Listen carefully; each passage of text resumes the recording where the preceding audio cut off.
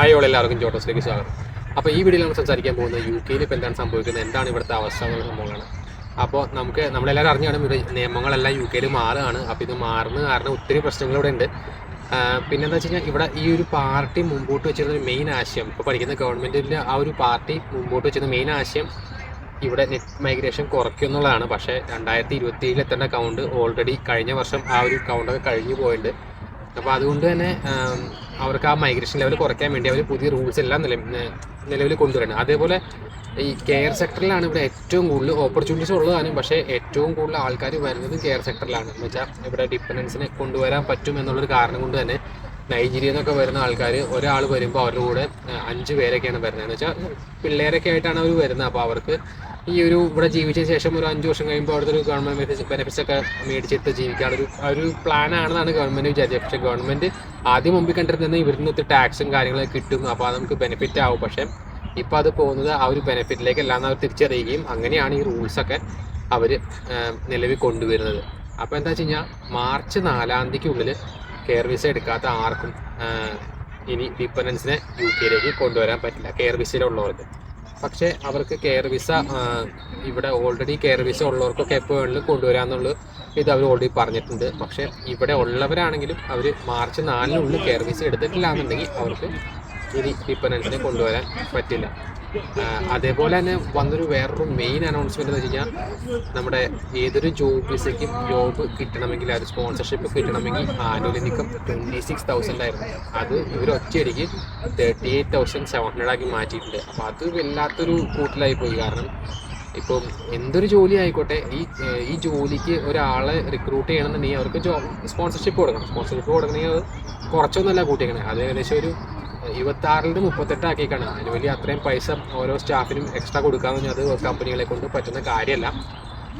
അതേപോലെ തന്നെ ഇവിടെ സ്റ്റുഡൻ്റായിട്ട് വന്നിട്ടുള്ള ഒത്തിരി ആൾക്കാർ ഇപ്പോൾ PSW ഉള്ളവരൊക്കെ ഈ ജോബ് വിസയ്ക്ക് അപ്ലൈ ചെയ്തുകൊണ്ടിരിക്കുന്നത്. ഇപ്പോൾ ഒന്നാമത് നമുക്ക് PSWയിലായിരിക്കും നമുക്ക് 2 ഇയർ വിസയേ ഉള്ളൂ. അതൊരു ബാരിയറാണ് നമുക്ക് ജോലി കിട്ടാനും ഇൻ്റർവ്യൂവിന് വിളിക്കാനും ഒക്കെ.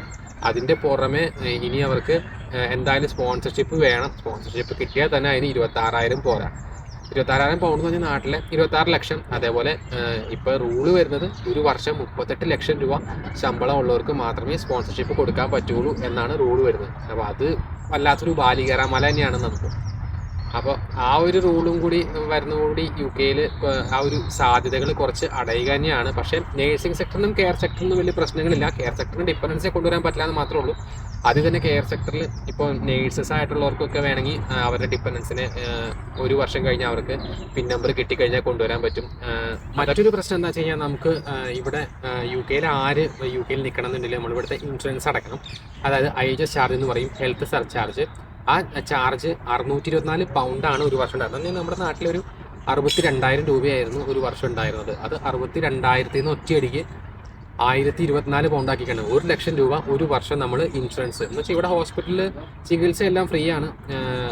അപ്പോൾ നമ്മൾ ഒരു വർഷം ഇത്രയും പൈസ എല്ലാവരും അടച്ചിരിക്കണം. പക്ഷേ നമ്മളിവിടെ ഒരു ഹോസ്പിറ്റലിൽ ആ സൗകര്യങ്ങളൊന്നും നമുക്ക് ഒരിക്കലും കിട്ടില്ല. കിട്ടണമെങ്കിൽ നമുക്ക് അത്രയ്ക്കും ക്രിട്ടിക്കൽ സ്റ്റേജ് ആയിരിക്കണം നമുക്ക് അങ്ങനെ അപ്പോയിൻമെൻറ്റ് കിട്ടണമെങ്കിൽ. വെയിറ്റിംഗ് ലിസ്റ്റ് നല്ല കൂടുതലാണ്. നമ്മളിപ്പോൾ ഒരു അപ്പോയിൻമെൻറ്റ്, ഒരു പനി വന്നാൽ നമുക്ക് നാട്ടിൽ നമ്മൾ ആശുപത്രി പോകും. ഇവിടെ ഒരു അപ്പോയിൻമെൻറ്റ് കിട്ടണമെങ്കിൽ നമ്മൾ വിളിച്ച് ബുക്ക് ചെയ്താൽ ഏകദേശം ഒരു 3 ആഴ്ച 4 ആഴ്ച കഴിഞ്ഞാലൊക്കെയാണ് നമുക്ക് അപ്പോയിൻമെൻറ്റ്. അപ്പോഴേക്കും നമ്മുടെ അസുഖങ്ങളൊക്കെ മാറിയിട്ടുണ്ടാവും. അപ്പോൾ ആ ഒരു പ്രശ്നം ഉണ്ട്. നമ്മൾ ഇത്രയും പൈസ കൊടുത്തിട്ട് നമുക്ക് ആ ഒരു ചികിത്സ കിട്ടുന്നില്ല എന്നൊരു പ്രശ്നമുണ്ട്.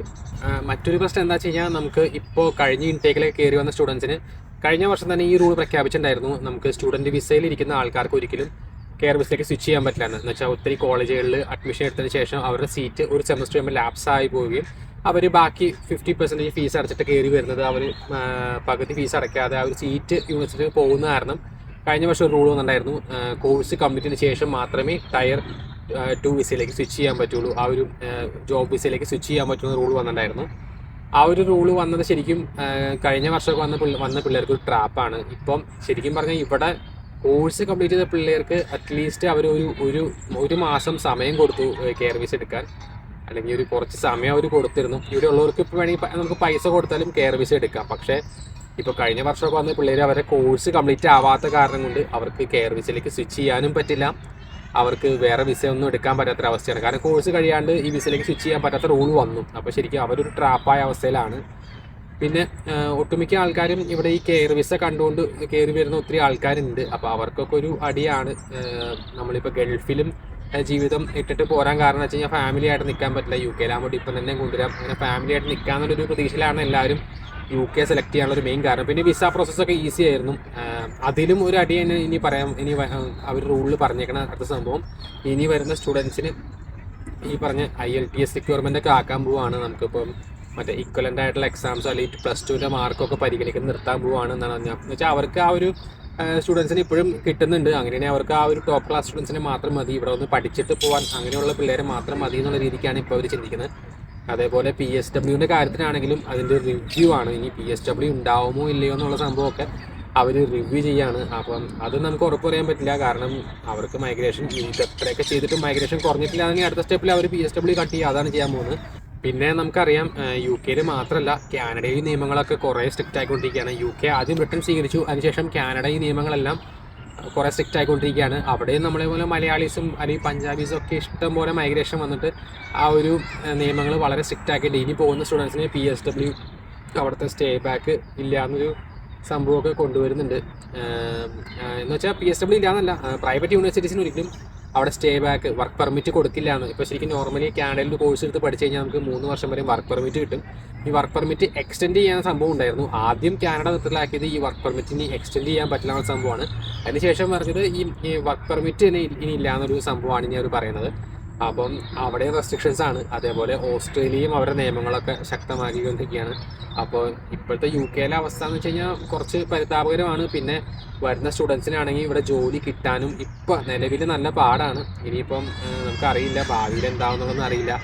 അപ്പം പിന്നെ ജോലി കിട്ടാതെ അറ്റ്ലീസ്റ്റ് ഒരു പാർട്ട് ടൈം ജോബ് പോലും ഇല്ലാതെ ഇവിടുത്തെ ചിലവ് കഴിഞ്ഞു പോകാൻ തന്നെ നല്ല ബുദ്ധിമുട്ടാണ്. എന്ന് വെച്ചാൽ നമുക്ക് 20 മണിക്കൂറൊന്നും വർക്ക് ചെയ്ത് കഴിഞ്ഞാൽ ഇപ്പോൾ റെൻറ്റ് പോലും നടക്കില്ല. 2021 പിന്നെ നമുക്ക് ജീവിച്ചു പോകായിരുന്നു. ഇപ്പം എല്ലാത്തിൻ്റെയും കോസ്റ്റ് കൂടിയ കാരണം നമുക്ക് ഫുൾ ടൈം വർക്ക് ചെയ്യാതെ നമുക്ക് നമ്മുടെ ചിലവ് മീറ്റ് ചെയ്യാൻ തന്നെ പാടാണ്. നമ്മളിപ്പം ഗൾഫിലൊക്കെ ഒരു 1-2 ലക്ഷമൊക്കെ ശമ്പളമുള്ള ആൾക്കാരൊന്നും ഒരിക്കലും ആ ജോലി കളഞ്ഞിട്ട് ഇവിടെ വന്നിട്ട് നമുക്ക് പൈസ സേവ് ചെയ്യാമെന്ന പ്രതീക്ഷയിൽ വന്നാൽ അത് ഒരു നഷ്ടമായി പോകുന്നതാണ് എൻ്റെ ഒരു അഭിപ്രായം. നിങ്ങൾ അങ്ങനെ ഒരു തീരുമാനം എടുക്കുന്നുണ്ടെങ്കിൽ തന്നെ അത് എല്ലാവരോടും ഒക്കെ ഒന്ന് അന്വേഷിച്ച്, ഇപ്പോൾ UK യിലുള്ള നിങ്ങളുടെ ഫ്രണ്ട്സോ ആരെങ്കിലും അല്ലെങ്കിൽ അറിയാവുന്ന ആരെങ്കിലോടൊക്കെ ചോദിച്ചിട്ട് മാത്രം വരിക. കാരണം എനിക്ക് തോന്നുന്നില്ല ഇപ്പം നിലവിലൊരു 1.5 ലക്ഷം രൂപ സാലറി കിട്ടുന്ന ആൾക്ക് ഒരു 1 ലക്ഷം രൂപ ഒന്നും സേവ് ചെയ്യാൻ പറ്റില്ല ഇവിടെ. ഏകദേശം ഒരു 1 ലക്ഷം രൂപ ചിലവ് വരും. പിന്നെ നമ്മൾ എമർജൻസി ഫണ്ട് അതൊക്കെ മാറ്റി വെച്ച് കഴിഞ്ഞാൽ പിന്നെ നമ്മുടെ സത്യം പറഞ്ഞ ഒന്നുമില്ല. അത്യാവശ്യം ലക്ഷറിയായിട്ട് ജീവിക്കുന്ന ആൾക്കാർക്കാണെങ്കിൽ ഒന്നുമില്ല, വീട്ടിൽ നിന്ന് പൈസ അയച്ചുകൊണ്ട അവസ്ഥ. ഇപ്പോൾ വരുന്ന ഒത്തിരി സ്റ്റുഡൻസിന് ജോലി കിട്ടുന്നില്ല, കെയർ ഹോമുകളിൽ ഷിഫ്റ്റ് ഇല്ല. അങ്ങനെ കെയർ സെക്ടറാണ് ഇവിടെ മെയിൻ ആയിട്ടുണ്ടായിരുന്നത്. ഇപ്പോൾ സ്റ്റുഡൻസിന് ഈ റെസ്ട്രിക്ഷൻ 20 hours റെസ്ട്രിക്ഷൻ ഉള്ള കാരണം തന്നെ അവർക്ക് അത് ആ ഒരു ഷിഫ്റ്റുകൾ ആ ഒരു 20 hours തന്നെ കിട്ടുന്നില്ല. അതേപോലെ കമ്പനീസ് ആണെങ്കിലും ഫ്ലെക്സിബിൾ ആയിട്ട് ഈ 20 hours കൊടുക്കാൻ അവർക്ക് പറ്റില്ല. അവർക്ക് ഫുൾ ടൈമേഴ്സിന് മതി. ഡിപ്പെൻഡൻസിനൊക്കെ ജോലി കിട്ടുന്നുണ്ട്. എന്നാൽ പോലും ഇപ്പോൾ ഈ ഒരു ഓഫ് സീസണാണ് ഇവിടെ. വെയർ ഹൗസുകളിലൊക്കെ ഡിസംബറിലെ ആ ഒരു പീക്ക് ടൈം കഴിഞ്ഞതിന് ശേഷം നല്ലൊരു ഓഫ് സീസണാണ്. ഇപ്പോൾ ഇനി ഈസ്റ്റർ കഴിഞ്ഞതിന് ശേഷമായിരിക്കും അവരൊക്കെ റിക്രൂട്ട്മെൻറ്റ് സ്റ്റാർട്ട് ചെയ്യാം. അപ്പം മൊത്തത്തിൽ വാതിലുകളൊക്കെ ഒരു അടഞ്ഞൊരു രീതിക്കാണ്. പക്ഷെ എന്നാൽ പോലും ട്രൈ ചെയ്യുന്നവർക്ക് വിസ കിട്ടുന്നുണ്ട്. അപ്പോൾ അതും ഒരു ഓപ്പർച്യൂണിറ്റി ആക്കുന്ന ഒത്തിരി ആൾക്കാരുണ്ട്. ഇപ്പം എന്താ വെച്ച് കഴിഞ്ഞാൽ ഈ March 4 കെയർ വിസയുടെ ഡിപ്പെൻഡൻസിൻ്റെ ആ ഒരു പ്രശ്നമുണ്ട്. അതേപോലെ ഈ ജോബ് വിസ സ്പോൺസർഷിപ്പ് കിട്ടുന്ന ഒരു സംഭവം April 4 വരെ നമുക്ക് ഇപ്പോഴും 26,000 പൗണ്ട് തന്നെ മതി. ഇപ്പോഴും 26,000 പൗണ്ട് എന്ന് പറഞ്ഞാൽ അപ്പോൾ കമ്പനികൾക്ക് അതൊരു ഓപ്പർച്യൂണിറ്റിയാണ്. കമ്പനികൾക്ക് എന്താ വെച്ച് കഴിഞ്ഞാൽ ഇപ്പോൾ ഈ ഒരു പൈസയ്ക്ക് എന്ന് പറഞ്ഞാൽ വേണ്ടി നമുക്ക് അങ്ങനെ പറയാം, ഈ ഒരു ശമ്പളത്തിന് ഇപ്പോഴേ അവർക്ക് ആളെടുക്കാൻ പറ്റുള്ളൂ. അപ്പോൾ കമ്പനികൾ മാക്സിമം സ്പോൺസർഷിപ്പ് ചെയ്യാൻ ശ്രമിക്കുന്നുണ്ട്. അപ്പം ഇപ്പോൾ ഇവിടെ UK യിലുള്ളവരെല്ലാവരും ഇതും ഈ ഒരു അറ്റ്ലീസ്റ്റ് ഈ 2 മാസം മാക്സിമം അപ്ലൈ ചെയ്യുക. നിങ്ങൾക്കൊരു ജോലി കിട്ടിയാൽ ചിലപ്പം അവർക്ക് തന്നെ അറിയാം, കമ്പനികൾക്ക് ഉള്ളിൽ തന്നെ അവർക്കറിയാം അവർക്ക് അങ്ങനെ ജോലി ഇനി ആളെ കിട്ടാൻ ബുദ്ധിമുട്ടാണ്. അപ്പം അവരും കുറേ സ്പോൺസർ ചെയ്യും. അവർക്ക് ആളില്ലാതെ ജോലി നടക്കില്ല. അതേപോലെ ഇത്ര ശമ്പളം കൂട്ടി അവർക്ക് ആളെടുക്കാൻ താല്പര്യം ഉണ്ടാവില്ല. അപ്പം നമ്മൾ മാക്സിമം അപ്ലൈ ചെയ്യാം. അപ്പം ഇത്രയൊക്കെയാണ് ഈ വീഡിയോ പറയാനുള്ളത്. ഇവിടെ ചിലവ് എല്ലാ കാര്യങ്ങളും കുറച്ചൊരു വേഴ്സ് കണ്ടീഷനിലേക്കാണ് പോയിക്കൊണ്ടിരിക്കുന്നത്. അപ്പോൾ എല്ലാവരും അതൊക്കെ ഒന്ന് പ്ലാൻ ചെയ്തിട്ട് മാത്രം ഇനി UK യിലേക്ക് വരുന്ന കാര്യമൊക്കെ ഒന്ന് ചിന്തിക്കാം. വരണ്ടെന്നും പറയില്ല. ഇപ്പോൾ ഇവിടെ വന്ന് നല്ലൊരു MS ചെയ്ത് അല്ലെങ്കിൽ നല്ലൊരു ഒരു പോസ്റ്റ് ഗ്രാജുവേഷൻ ചെയ്ത് അങ്ങനെ കരിയർ ബിൽഡ് ചെയ്യാൻ താല്പര്യമുള്ളവർക്കാണെങ്കിൽ തീർച്ചയായിട്ടും വരാം. അതേപോലെ നേഴ്സസ്മാർക്കൊക്കെ ഇവിടെ എപ്പോഴും നല്ല ഓപ്പർച്യൂണിറ്റിയാണ്. അതൊന്നും ഒരു പ്രശ്നം പറ്റിയിട്ടില്ല. കെയർ സെക്ടറിലും വരാം.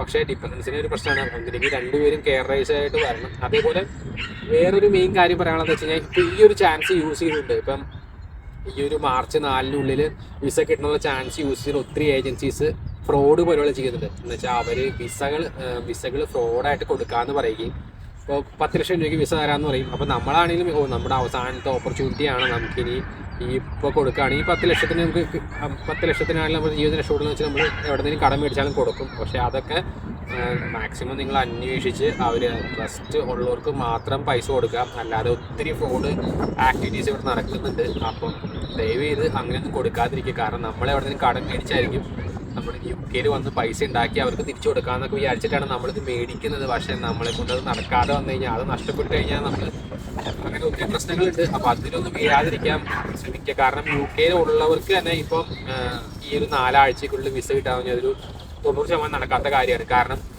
അത്രയ്ക്കധികം ആപ്ലിക്കേഷൻസാണ് ഇപ്പോൾ വരുന്നത്. ഇപ്പോൾ ഇവിടെ ഉള്ളവർ തന്നെ ഡിപ്പെൻഡൻസിനെ എങ്ങനെയും കൊണ്ടുവരാൻ വേണ്ടി മാക്സിമം ആപ്ലിക്കേഷൻ വെക്കുകയാണ്. അവർക്ക് പിന്നെ ആയാലും കൊണ്ടുവരാം. പക്ഷേ അവരതൊന്നും ചിന്തിക്കുന്നില്ല. അവരിപ്പോൾ തന്നെ മാക്സിമം ആളെ കൊണ്ടുവന്ന് അവരുടെ ഒരു സൈഡ് സേഫ് ആണെന്ന് വെച്ചിട്ട് അവർ മാക്സിമം അപ്ലൈ ചെയ്യണം. അപ്പോൾ ഇത്രയും ആപ്ലിക്കേഷൻ വരുമ്പോൾ നമുക്കറിയാം അത്രയും ലോഡ് കൂടും. എന്തായാലും ബിസിനസ് ഇഷ്യൂ ഇല്ല, അതിനകത്ത് ഡിലേ വരും.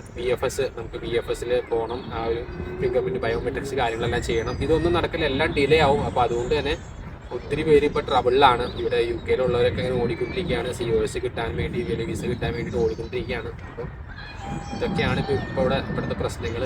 അപ്പം ഇത്രയാണ് ഈ വീഡിയോ പറയാനുള്ളത്. എല്ലാവർക്കും വീഡിയോ താങ്ക് യു.